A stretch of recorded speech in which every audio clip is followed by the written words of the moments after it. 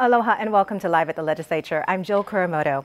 Every week we sit down with Hawaii State Senators to talk about the issues and the events that are happening within the Senate during this legislative session. This morning we are joined by Senator Josh Green. Senator Green represents District 3, Kona to Ka'u. He's also the chair of the Senate Committee on Human Services. And we also have Senator Stanley Chang. Senator Chang represents District 9, Hawaii Kai to Diamond Head. He is the vice chair for the Senate Committee on Human Services. Good morning to both of you. Thank you for joining us. Let's get right into this. And I know that there's an overriding theme that your committee has been operating under. Let's talk about that briefly. So the committee itself is meant to try to help people who are struggling. And that's what Human Services is all about. We've been focused this year and in the recent past on homelessness, child advocacy, and our kapuna. So these are where a lot of the bills come from. You add something, Stan? Yeah, and I think out of all of those, it's fair to say that homelessness is the #1 issue that we get complaints about, emails, questions, and that's really the core of what my focus has been on the committee. Great. Well, let's talk about that. There are a number of issues that I know that you've heard during your committee during the session, and the statewide homeless initiative is just one of those. But there's many other bills. Let's talk briefly about what we've done so far. Sure. Well, to frame the issue very briefly, we know that there are between 8,000 and 12,000 individuals in Hawaii that are homeless, the highest per capita rate in the nation. And we appreciate what the governor has been working on, but we've, at the legislative level, felt that there had to be additional priorities. So some of the bills are meant to prevent people from becoming homeless. I will give you the number, Senate Bill 2027, the CSHI program. That's resources when people are tipping into homelessness that we can finance a little bit of rent to keep them from going in. Incredible results when this program was up and running with Aloha United Way. They were able to keep 1,400 households from falling into homelessness. So we look at things like that. We feel you have to have a lot of arrows in your quiver to deal with homelessness. And that's one of the many ways we're approaching it. Another big issue that we're working on is the issue of safe zones. Yes. The governor has promised to bring homelessness to functional zero by 2020. Unfortunately, existing initiatives like Housing First only cover 100, 200 people, and out of 7,000, 8,000, over 10,000 people, it's just not enough. So we were able to pass a bill through the Senate this year to create safe zones with modular housing, security, services, treatment, and other necessary features to make it a functioning community. And hopefully that can be part of the solution as well. I so agree with Senator Chang, because his perspective is you have to have this broad solution, because when you talk to the governor's team, they only can handle smaller pieces of it at a time. And that's no fault. We're not applying fault or blame. We're saying that some people won't avail themselves immediately of services, or we don't have the units. So we don't want tent cities. That's not at all what we're talking about. We're talking about safe zones that some people are calling them Ohana zones. The point is that I've gone to the camps on many occasions and actually volunteered, delivered healthcare in person, and I see some people simply aren't ready yet to go into permanent housing, and the housing itself is not ready. So we need to pass this kind of legislation. We put a 10-year sunset on it to give it a 10-year approach, a scope in the committee. So we're trying to be cooperative with the governor's office, but we know there can't be just one simple fix. Absolutely. Okay, well, let's go on. Healthcare. Healthcare premiums, we know, have increased dramatically across the state. Recent statistics show that healthcare costs account for 14% of a resident's income. How is the Senate addressing affordable healthcare? Boy, that's a gigantic question. We could spend 10 hours on this question. So at the Senate level, one thing that we've done is we've always been extremely supportive, as has the House, with our Medicaid program. Our Medicaid premiums, well, our Medicaid program, just so people understand, covers now as many as 362,000 individuals in our state. That's 1 out of every 4 individuals in our state. And we do that because if someone has no health insurance at all, and they have a crisis and they see me as their ER doc, they will go bankrupt. It's just a tragedy, and if you have surgical needs or you have an accident, there's no way any of us can afford, except for the tiniest little percentage of rich people probably, afford to be uninsured. So we're always trying to support the system. But we also believe that there's got to be a lot of support for the insurance system unto itself. So we need subsidies to some degree, once again, because you're either going to pay now or you're going to pay later. And if someone goes bankrupt and then becomes homeless, it's going to be a lot more expensive, it's going to be tragic for their family, and no one benefits. Exactly. I think one of the really important things to realize is that homelessness is a very, very expensive burden on our healthcare system. And in fact, a gentleman who recently passed away was the #1 user of emergency services. He was a homeless gentleman, and he cost the state taxpayers $2 million in just 1 year. So if we're able to deliver those services where people are when they need them, instead of having them come constantly cycling through the ER and through the hospitals, which has to be just about the most expensive type of care we have in America, that will save the taxpayers a lot of money. Yeah, I should even elaborate on that. So we spend the budget that Stanley and I work on for the Human Services Committee, the Human Services Department in Hawaii. That's a $3.6 billion budget. It's the largest budget of any department in the state. $2 billion of that, $2 billion, comes out of the Medicaid plan, which is our safety nets, 1 out of every 6 taxpayer dollars. But just 3.6% of the individuals on Medicaid, 13,000 people in Hawaii, consume 61% of those Medicaid dollars. That's $1.2 billion. So what Stan is talking about is right on. We need to have a better system where we put a roof over someone's head, their costs drop 43%. One study just showed 73% drop in costs.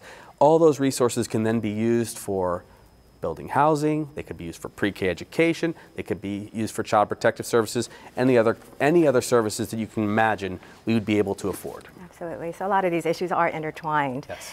Real briefly, we have less than a minute, less than 2 minutes here, but caring for our children and our seniors, there's been a number of important measures that have addressed child welfare. Let's talk about that real briefly, especially child welfare services. I know which made headlines recently. There's a pilot program that that's an initiative this session. Yeah, my Big Island colleagues and I are fighting to do a pilot on the Big Island where they've had a severe drop in the amount of service professionals, yet they have 3 times the number of cases in East Hawaii of children that need to be protected. We've even had some of those catastrophic cases where children have died, and we've read about that in the newspaper. We'd like to see if you could have enough service where the social workers don't have to have 50, 70, 80 children to look after, a smaller number. If not only will we protect children, but again, we will protect the state resource. Because once a child is tragically hurt or goes into foster care, a lot of times it's hard to recover from that. Absolutely. I know there's been so many other issues that we could definitely talk about. Want to touch on Kupuna care real fast? 20 seconds. Well, the Senate is really pushing $3.4 million for Kupuna care to help working families take care of their Kupuna who need it. And that's going to be the first of its kind in the nation. We're going to help the caregivers for our elderly. Absolutely. Okay, we hope so. All right, thank you so much for joining us this morning, and thank you for watching Live at the Legislature. We'll be seeing you next week.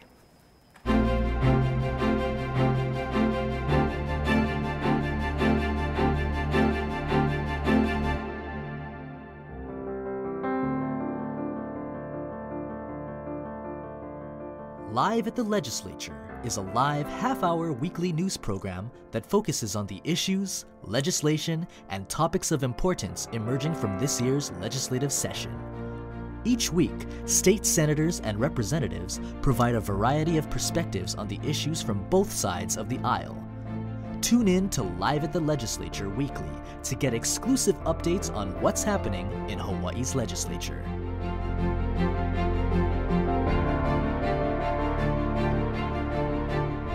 Do you know your legislators?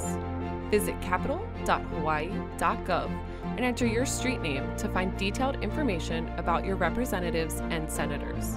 From your district number to the committees and current bills your legislators have introduced, this is an easy way to stay up to date with what is happening in your community.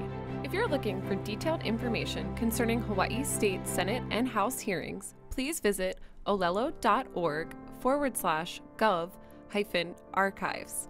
Videos are arranged by date, with the most recent at the top of the list. Are you looking for an easy way to get involved in the legislative process? Stop by the Public Access Room located in Room 401 at the Hawaii State Capitol. Open Monday through Friday from 7 a.m. to 6 p.m. in session. The public access room provides citizens of Hawaii's facilities, services, and equipment to enhance their ability to participate in the legislative process. The public is welcome to track and affect legislation pending before the Hawaii State Legislature.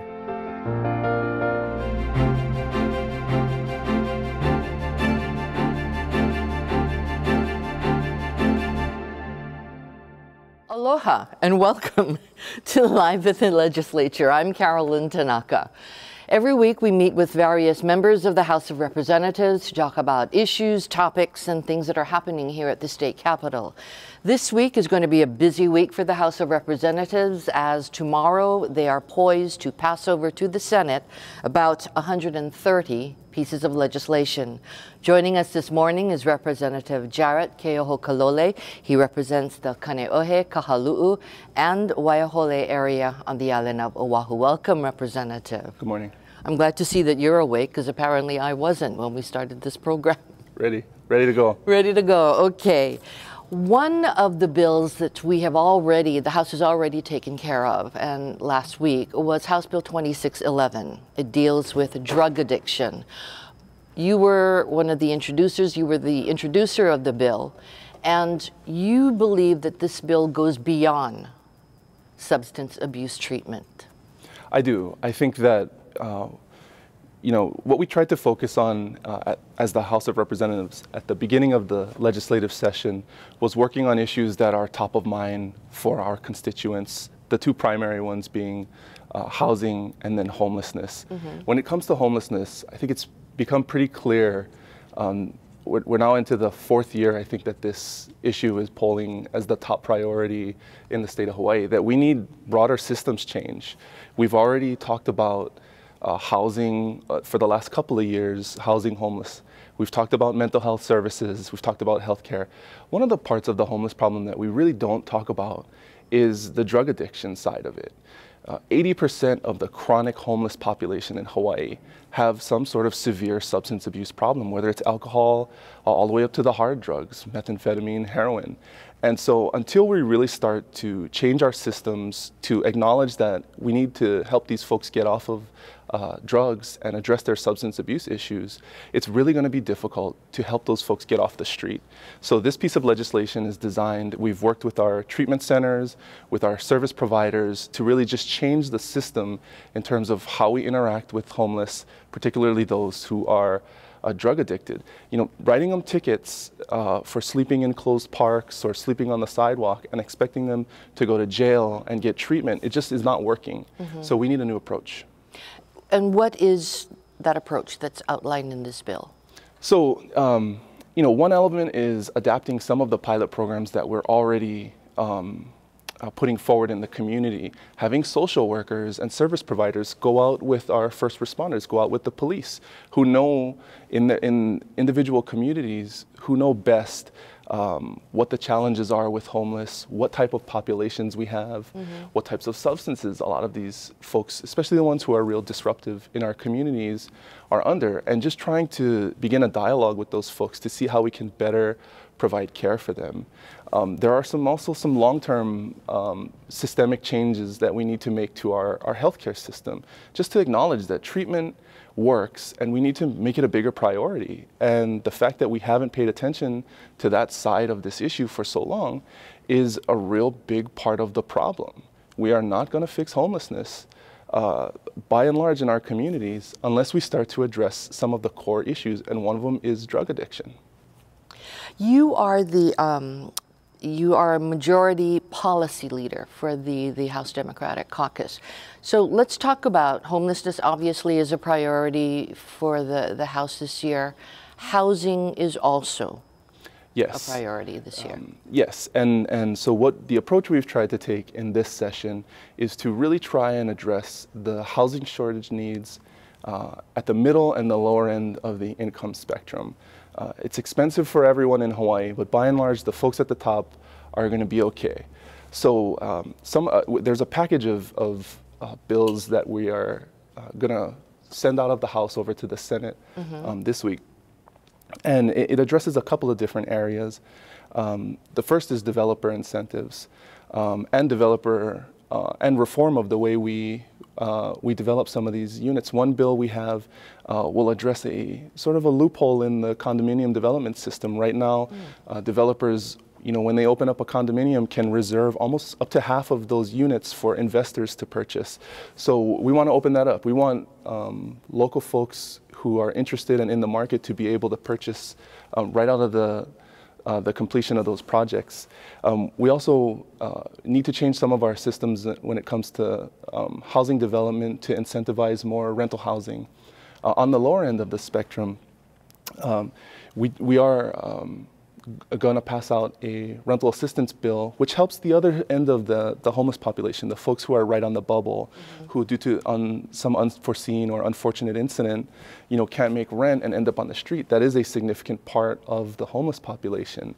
These folks, if not for a little bit of help, might end up on the streets. So we're going to expand out that rental support proposal. And then the other one is for the folks in the middle, making the earned income tax credit refundable, expanding out the renter's tax credit to try and give folks in the middle some support who are renting, who are working, who are contributing, but are having a hard time because we're so short on housing units. So we're looking at a comprehensive approach to help all sectors for our citizens. So,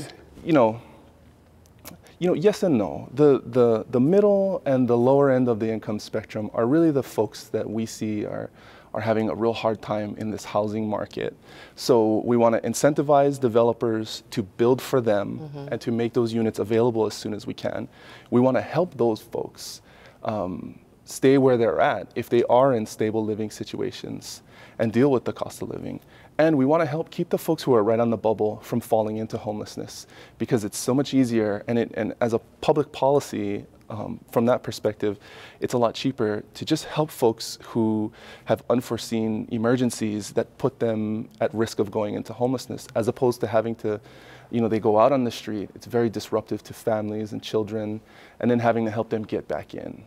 Well, I guess you could go the whole session just dealing with the housing and homeless issues, but there are a lot of other issues that affect our citizens of the state, and the House has some priorities there. For example, we passed the aid in dying bill. Any other key bills that you want to talk about? Yeah, I'm really proud of aid in dying. The House took a lot of heat last year for not proceeding with the bill that was on the table that came over from the Senate, but I think we took a deliberate approach. We have very strict safeguards, among the strictest in the nation. And so I'm proud of the fact that we took our time, we're deliberate on formulating a policy that works for our state, and we're poised to move it out. We're also looking at good government reform. We have aid in dying. We're proceeding with a version of the Federal Hatch Act, which limits the amount of campaign contributions state administrators can contribute. Family leave, promise program, we got a lot on our table. We got a lot on our table, and we've run out of time, but we're going to have you back. Okay, thank you, Representative, for being with us this morning, and thank you for joining us for Live at the Legislature. See you next week.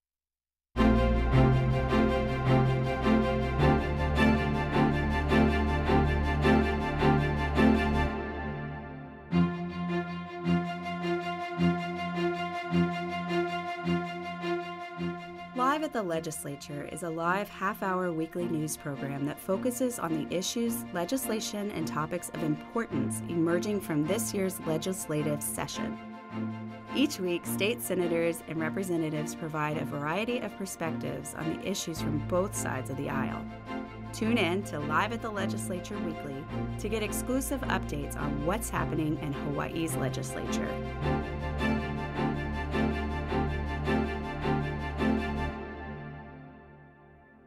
Are you looking for an easy way to get involved in the legislative process?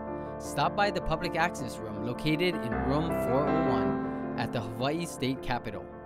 Open Monday through Friday from 7 a.m. to 6 p.m. in session. The Public Access Room provides citizens of Hawaii's facilities, services, and equipment to enhance their ability to participate in the legislative process. The public is welcome to track and affect legislation pending before the Hawaii State Legislature. Do you know your legislators? Visit capital.hawaii.gov and enter your street name to find detailed information about your representatives and senators. From your district number to the committees and current bills your legislators have introduced, this is an easy way to stay up to date with what is happening in your community. If you're looking for detailed information concerning Hawaii State Senate and House hearings, please visit olelo.org/gov-archives. Videos are arranged by date, with the most recent at the top of the list.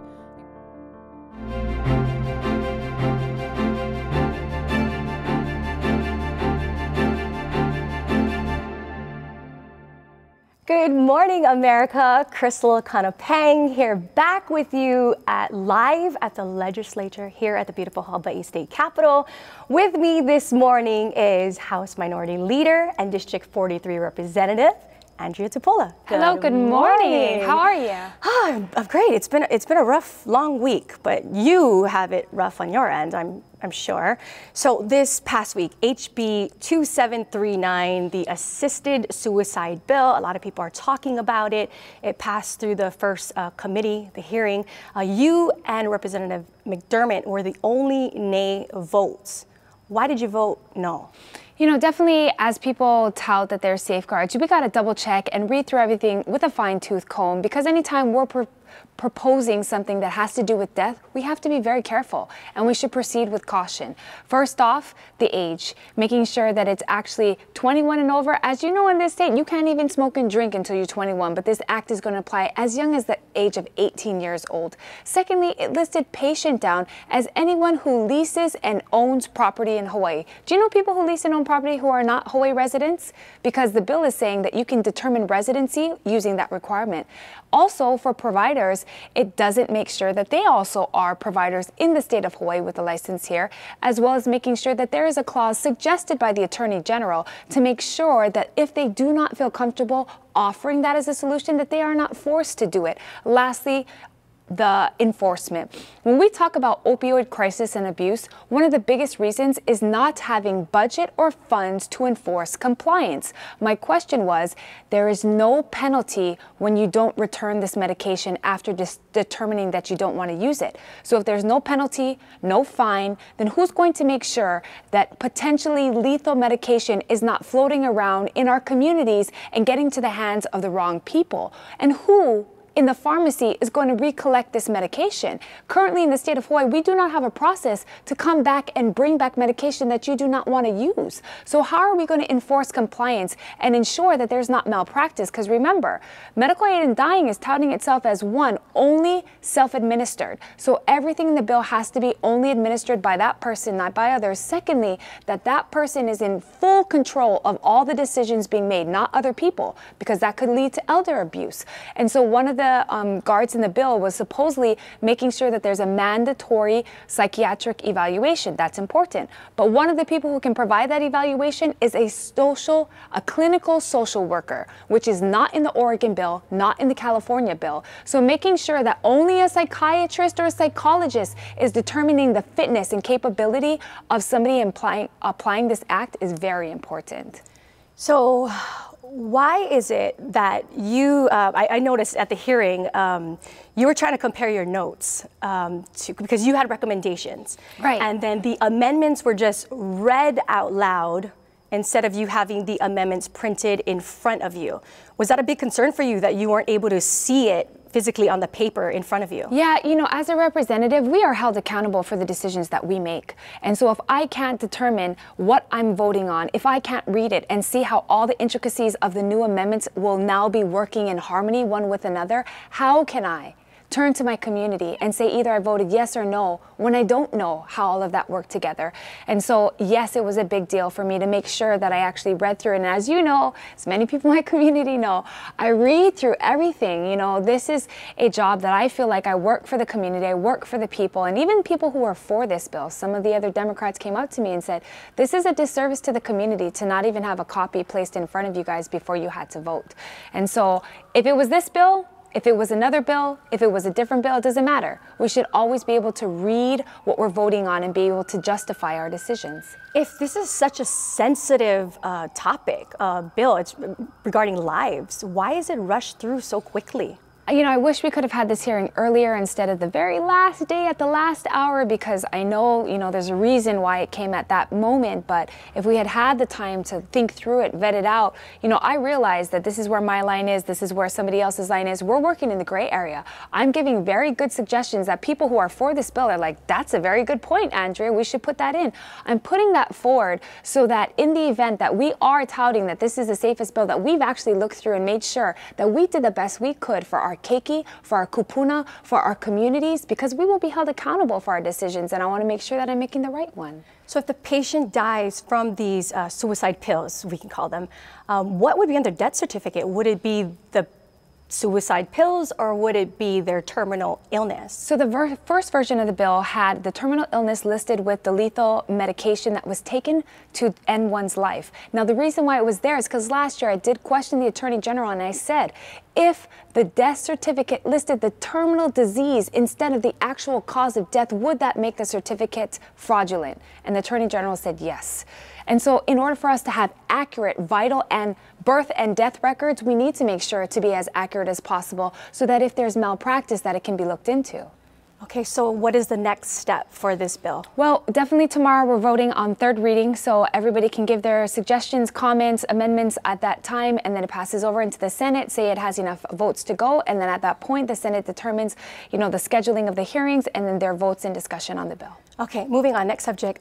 Mayor Caldwell is presenting a bulky trash pickup fee as well as the trash bin monthly fee. What are your thoughts on this? I am personally somebody who actually cleans the community regularly. I do regularly cleanups. I do actual regular abandoned car hauling. We know that if there is not an incentive to actually bring the abandoned cars to the right place or bring the trash to the place that it's supposed to be, people just leave it all over the road. And so people are very concerned in Waianae that by charging additional fees, that this is actually going to increase the problem. I'm very concerned about that.